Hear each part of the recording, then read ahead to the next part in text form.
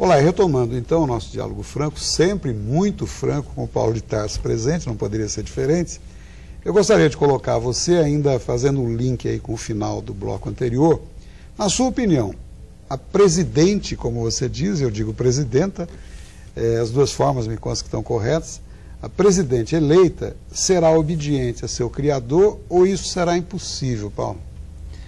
Olha, é muito difícil afirmar alguma coisa. Os sinais que estão sendo dados por ela é de uma certa independência.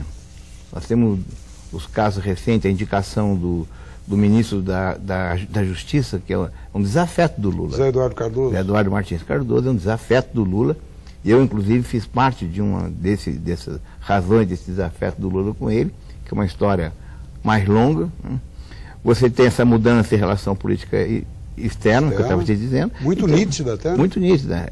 Então, nesse quadro, se continuar nesse ritmo, a tendência é haver um choque ali na frente, né? Na frente que eu digo, olha, apesar de terem ficado, terem permanecido vários dirigentes aí do governo Lula, né, há indício de que ela vai impor a sua personalidade, né? Eu torço para que isso ocorra, né? Mas evidentemente, enquanto o Lula tiver a força que ainda tem, o prestígio que ainda tem, ele poderá mais atrapalhar do que ajudar nesse caso, né? Eu torço para que ele tente atrapalhar e receba o troco que merece.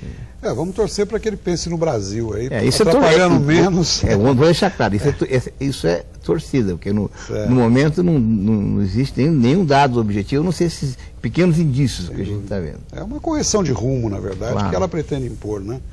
Paulo, eu ainda queria colocar com você o seguinte: hoje todos nós assistimos aí, estarrecidos, mais um capítulo, eu diria, da novela Rio de Janeiro. A marginalidade, o tráfico, tudo que ocorre lá. Eu queria que você fizesse uma análise desse quadro no Rio.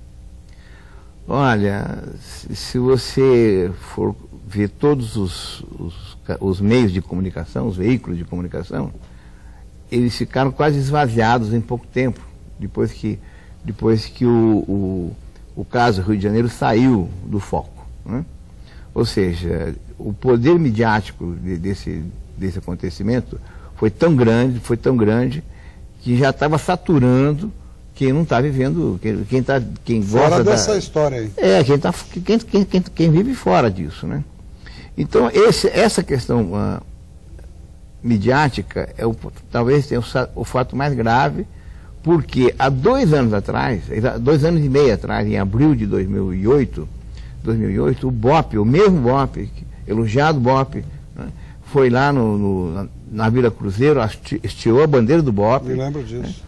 Dizer, nós estamos aqui uma semana, viemos para ficar, daqui a gente não sai mais, isso aqui vai mudar. 2 anos e meio depois, ele está derrubando as mesmas barreiras de concreto que ele mesmo tinha armado, né?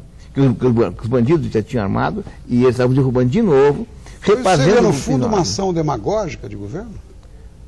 Eu acho que tem um lado muito, muito grande isso aí, porque se houvesse de fato uma intenção de unir o governo estadual, municipal, federal, nesse combate ao tráfico de drogas, o front devia ser muito mais amplo, né? Ou seja, de onde vem a droga? O Brasil produz um pouquinho de maconha, o grosso vem do Paraguai. O Brasil não é fez recentemente aí uma série de reportagens das fronteiras brasileiras em Foz do Iguaçu, o pessoal atravessando pelo rio com os barquinhos, nos carreiros. Eu vi isso lá pessoalmente, um absurdo. Então você vê, armas, a droga, né?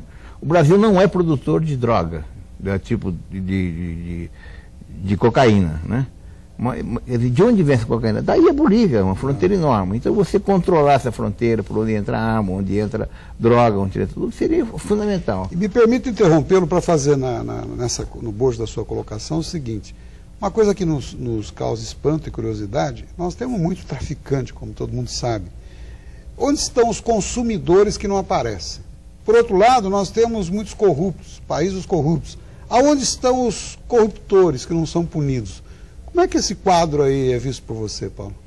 Olha, os consumidores, eles estão aí sim, são bastante visíveis, fáceis de serem encontrados. E não são esses... Mas não são mostrados. Não, eles mostram esses pobres coitados que consomem crack, né? que vivem nas Cracolândias da vida aí, né? O grande consumidor de salão, de boate, de escolas, de universidade. Que alimenta isso tudo que a gente está vendo que, lá no Rio. Exatamente. Isso aí ninguém fala.